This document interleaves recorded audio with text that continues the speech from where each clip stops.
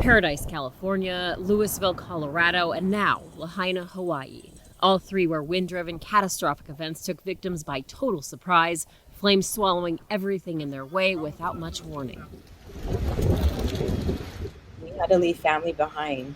We had to leave our vehicles behind. Some people had to leave their animals too. The apocalyptic scenes are shocking, but the idea that a fire like this could destroy a town like Lahaina is no surprise to many fire scientists and experts who have been trying to sound this broader alarm for years, like this warning from a hotshot superintendent nearly 2 years ago. And everywhere burns.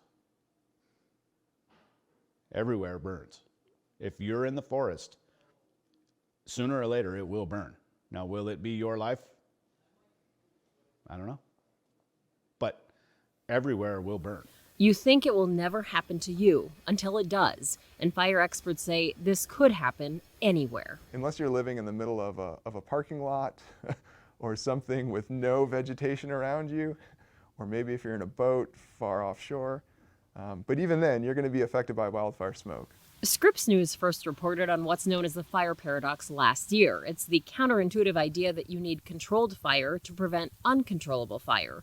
For nearly 100 years, it was Forest Service policy to suppress fire, but that led to a buildup of ground fuel like brush, branches, and grasses. We've all been trying to call for bigger investment in managing these fuels, reducing the fuels, doing fire breaks, things like this, fuel breaks around these communities, which are actions that need to be taken months in advance of these kind of bad fire weather conditions that we're seeing. It's why the Forest Service included more prescribed burns in its latest wildfire crisis strategy. In the case of Hawaii, a wet season can cause plants like guinea grass to grow as quickly as 6 inches a day. Hot conditions dry it out and essentially turn it into kindling. In the past several decades, as agriculture kind of declined, this is across the state, these spaces fill in with tons, literally tons of fuel. And these grassy fuels are highly sensitive to quick drying out and when really easy to ignite. Dense, overgrown fuels combined with a changing climate create a tinderbox and a recipe for more disaster in more unexpected places. Those anomalous events keep adding up and adding up and adding up to where eventually anomalies are no longer anomalies. Now that then they start becoming normal.